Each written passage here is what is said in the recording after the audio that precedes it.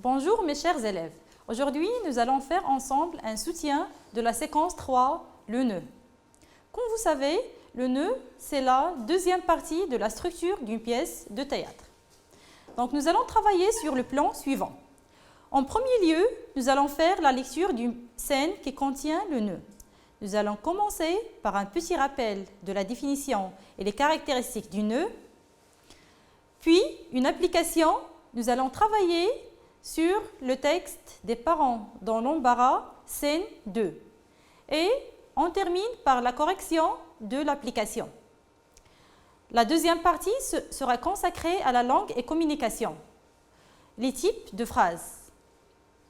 Au début, nous allons faire un rappel et des exemples des différents types de phrases. Puis, des applications de consolidation et enfin, on corrige les exercices. Dans la troisième partie de ce soutien, on fera une autre leçon de langue et communication. Le sentiment de peur et d'inquiétude. On commence par un rappel exemple, puis une application et on corrige l'application. On commence par un petit rappel de la structure d'une pièce de théâtre. Donc, comme vous savez déjà que la pièce de théâtre se compose de 4 étapes. La première étape, c'est la scène d'exposition où le dramaturge présente les personnages, le temps, le lieu de l'action, le décor, la relation entre les personnages, etc. La deuxième partie, c'est le nœud. Donc, c'est le problème ou bien le malentendu entre les personnages. La troisième partie, ce sont les péripéties. Ce sont les événements ou bien les actions déclenchées par le nœud. Et enfin, nous avons le dénouement qui est la solution du problème déclenché dans le nœud. Donc, on passe à la définition et les caractéristiques du nœud. Donc, le nœud correspond au problème à résoudre dans toute la pièce théâtrale. Il déclenche l'action, produit un conflit entre les personnages et crée le suspense dans la pièce de théâtre. La tension dramatique du nœud correspond au moment où l'intrigue arrive à son point le plus tendu. Donc, à l'accumulation des problèmes et à la solution incertaine. Cette étape déclenche chez les personnes des sentiments comme la colère, la peur, l'inquiétude et le désespoir. Passons à l'application. Le support sur lequel nous allons travailler, c'est la deuxième scène de la pièce des parents dans l'embarras, de Pierre-Marie Épinay. D'abord, vous devez lire le texte, puis vous devez compléter le tableau suivant. Et enfin, vous devez répondre à quelques questions. Donc, le tableau contient les éléments suivants. Le titre de la pièce, le nom de l'auteur, les personnages et le numéro de la scène. Les questions sont comme suit. Que demande Martin à ses parents? La deuxième question, quelle est la réaction des parents? La troisième question, pourquoi? Pourquoi les parents ont fait cette réaction? Et enfin, dégager le nœud dans cette pièce. Voici notre support. Des parents dans l'embarras. Écoutez bien mes chers. Scène 2. Martin arrive, la mine renfrognée. Mère surprise. Mon petit Martin, mais qu'est-ce qui t'arrive? Tu n'as pas trouvé le sommeil? Martin agressif. Et je l'aurais trouvé où? Au fond d'une pochette surprise? Le père d'une voix doucereuse. On ne répond pas à sa mère sur ce ton-là. À ton âge, si je m'étais permis une telle réplique, on m'aurait envoyé au lit avec une gifle en prime. Martin, les temps changent heureusement. C'est un juste retour de manivelle.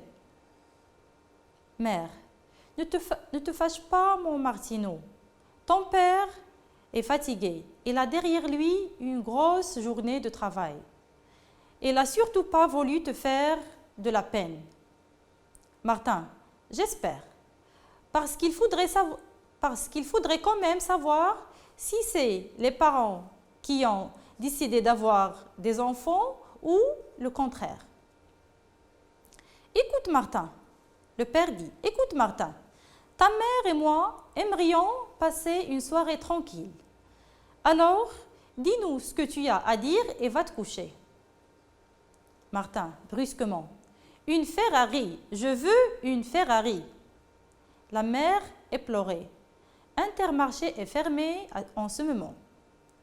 En ravisant. Bon, je connais bien quelqu'un qui fait les nettoyages. Et consulte sa montre, la montre. Mais à 7 heures, elle a sûrement dû rentrer. Patience jusqu'à demain. Tu l'auras, ta Ferrari. Martin, je crois que tu n'as pas bien compris. Je ne veux pas un jouet. Je veux une vraie Ferrari, comme on en voit dans les films. Une rouge avec des fauteuils en cuir et un ordinateur de bord. Père, et quoi encore? Tu ne voudrais pas un FA18 pendant que tu y es? Non, sérieusement, Martin, nous n'avons pas les moyens de te payer cela. Et d'ailleurs, tu n'as même pas atteint ta majorité. Tu as à peine 10 ans. Martin, ma majorité, qu'est-ce qu'il a à voir dans cette histoire? Aujourd'hui, les enfants de 10 ans, ils ont la maturité des jeunes de 20 ans autrefois. Mère, désolée. Oui, c'est possible, mais les lois ne suivent pas, mon minou. Père fâché. Mon minou, un minou qui vient réclamer une Ferrari pour ses 10 ans. J'ai encore jamais vu ça. Il se lève brusquement et fait les 100 pas dans le salon. Mère, tu nous plonges dans l'embarras avec tes demandes surprenantes. Je vais demander l'avis d'un spécialiste, le docteur Spock. Il se plonge dans la lecture d'un gros livre de psychologie. Martin, après tout, c'est votre affaire. C'est vous qui m'avez fait. Il faut assumer maintenant. Il quitte la pièce sur ce mouvement d'humeur. Pierre-Marie Épinay. Donc, vous avez quelques minutes pour faire l'exercice. Essayez de remplir le tableau et de répondre aux questions.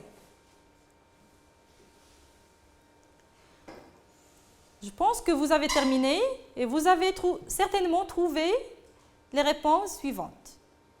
Le titre de la pièce, c'est « Des parents dans l'embarras ». Le nom de l'auteur, c'est Pierre-Marie Épinay. Les personnages sont le père, la mère et leur fils Martin. La scène, c'est la scène numéro 2. Passons aux questions. Que demande Martin à ses parents? Donc, très bien, Martin demande une Ferrari, une vraie voiture. La deuxième question, quelle est la réaction des parents?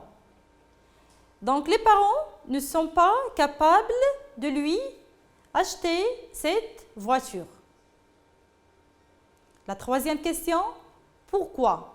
Pourquoi les parents ne sont pas capables de lui acheter cette voiture? Donc, la réponse c'est car c'est cher et que Martin n'a que 10 ans. Donc, la dernière question, dégagez le nœud dans cette scène. Donc, on peut dire que le nœud, c'est que Martin veut avoir une vraie voiture Ferrari et que ses parents plutôt n'ont pas les moyens. Maintenant, on passe à la deuxième partie de ce soutien.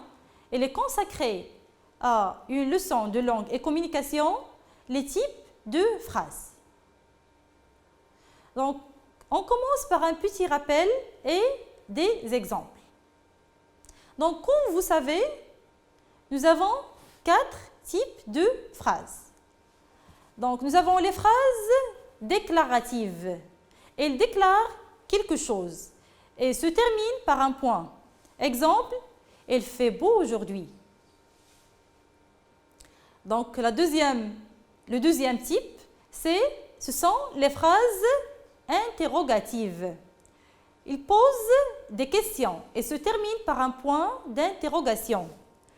Par exemple, s'il vous plaît, combien coûte ce collier? Le troisième type, ce sont les phrases exclamatives. Expriment les émotions fortes et se terminent par un point d'exclamation. Exemple, quel talent! Et dernièrement, nous avons les phrases impératives. Elles expriment un ordre, un conseil ou une interdiction. Et se terminent par un point ou bien un point d'exclamation.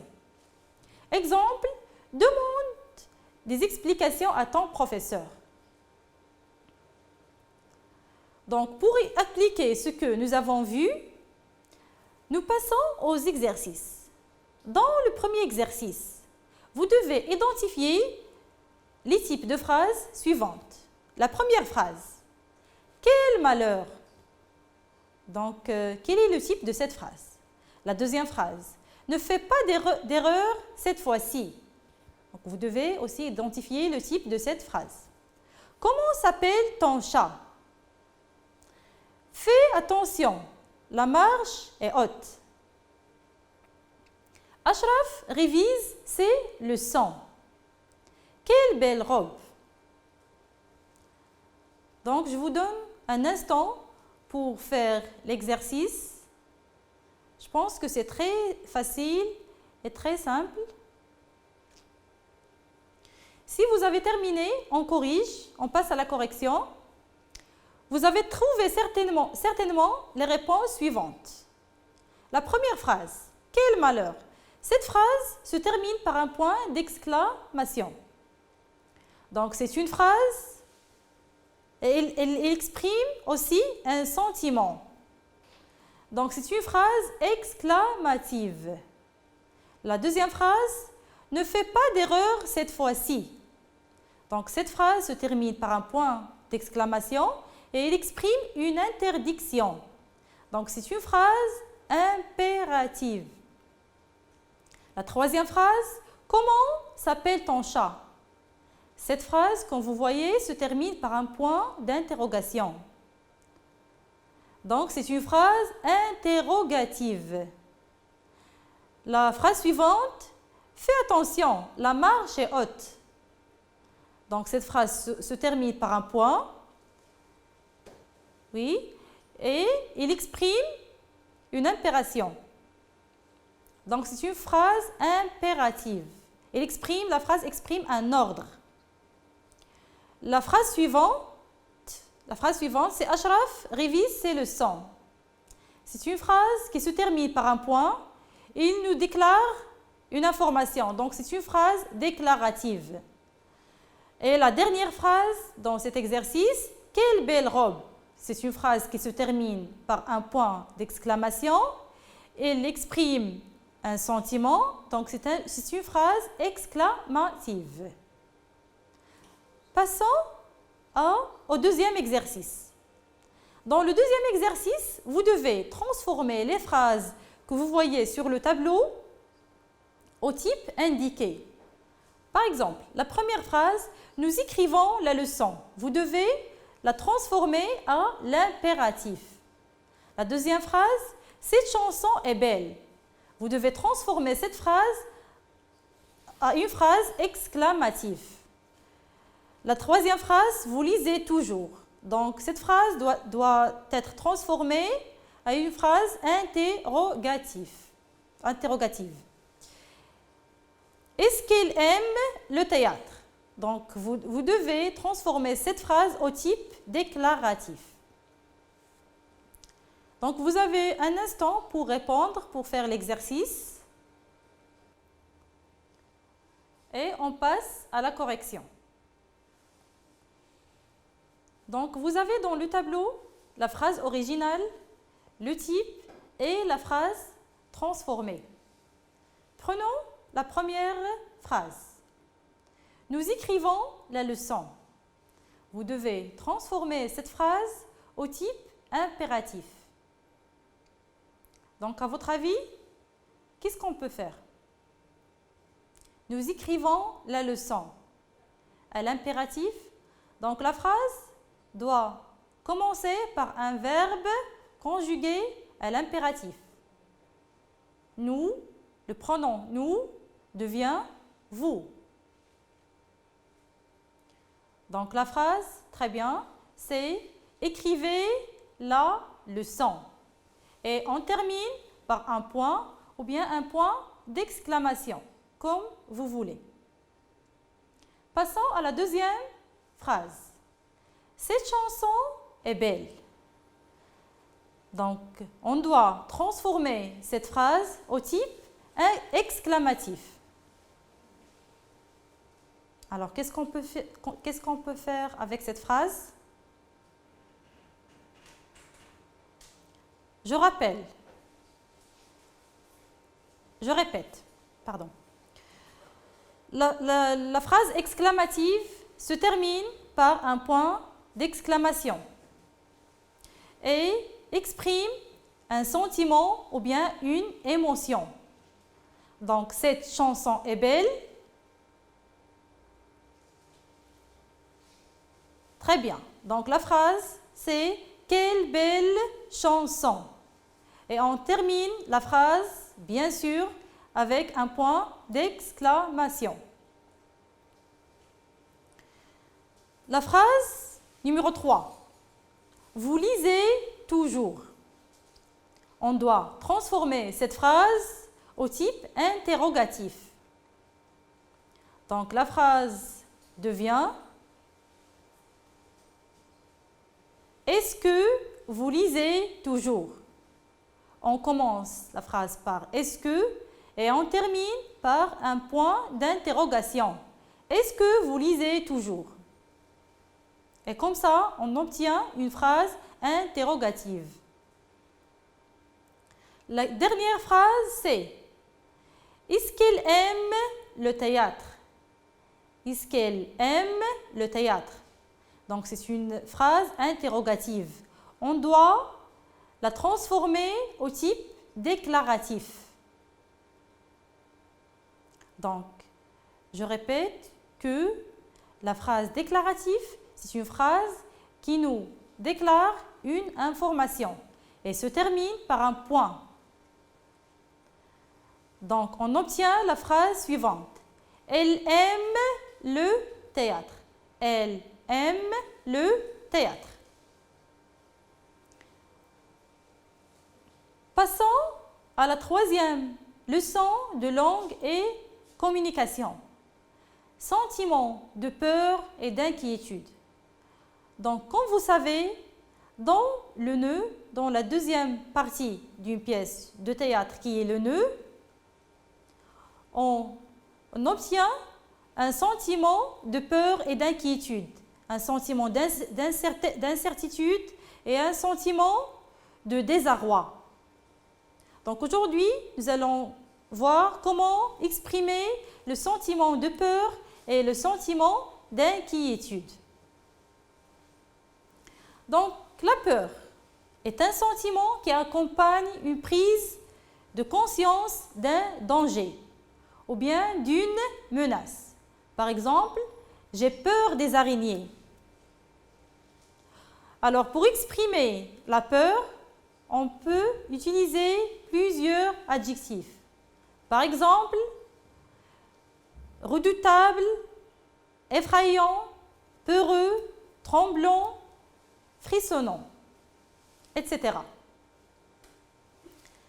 Le deuxième sentiment, ou bien la deuxième émotion, c'est l'inquiétude. C'est un trouble causé par l'attente d'un événement malheureux ou d'un mal envisagé. Exemple, je suis inquiet. Donc, pour exprimer l'inquiétude, on peut utiliser les adjectifs suivants. Inquiet, perturbé, déstabilisé, confus, etc., etc. Je répète. Pour exprimer la peur, on peut utiliser des adjectifs comme redoutable, effrayant, peureux, tremblant, frissonnant, etc. On peut dire, par exemple, j'ai peur des araignées. Et pour exprimer l'inquiétude qui est un trouble causé par l'attente d'un événement malheureux ou bien d'un mal envisagé, on peut utiliser les adjectifs comme inquiet, perturbé, déstabilisé, confus, etc. Par exemple, je suis inquiet. Passons aux exercices afin d'appliquer ce que nous avons vu. Donc, l'exercice dit, vous devez faire parler le personnage pour exprimer son sentiment dans les situations indiquées. Donc, vous avez des situations. Donc, je vous rappelle que la situation, c'est-à-dire qui parle, à qui et de quoi. Et vous devez trouver des énoncés qui sont convenables aux situations. Et préciser le sentiment exprimé par chaque situation ou bien par chaque énoncé.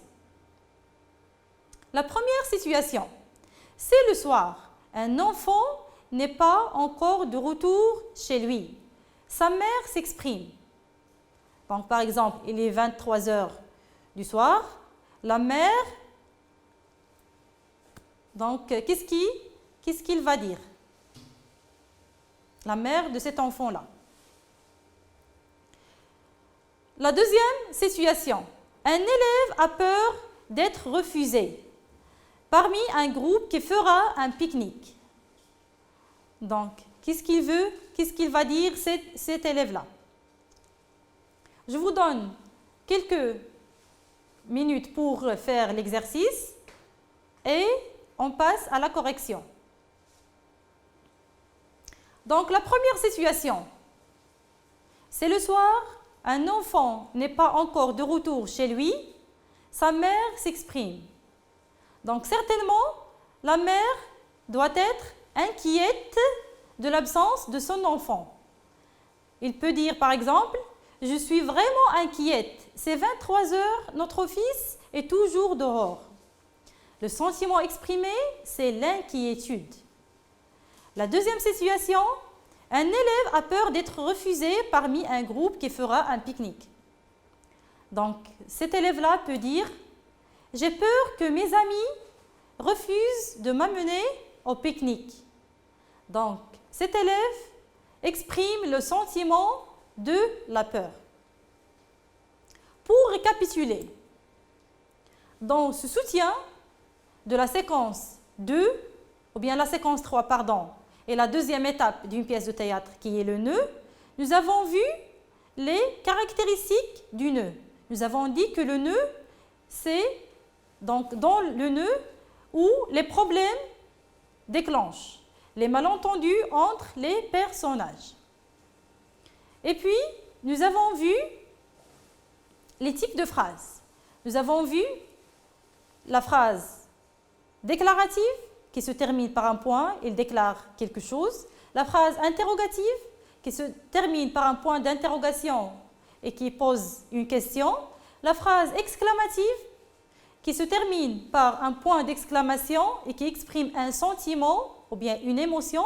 Et dernièrement, la phrase impérative qui donne un ordre ou bien une interdiction. Il peut se terminer par un point ou bien un point d'exclamation.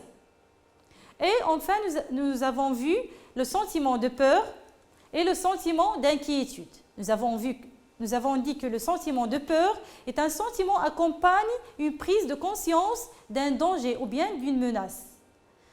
Et le sentiment d'inquiétude, c'est un trouble causé par l'attente d'un événement malheureux. J'espère que vous avez bien compris et merci beaucoup pour votre attention.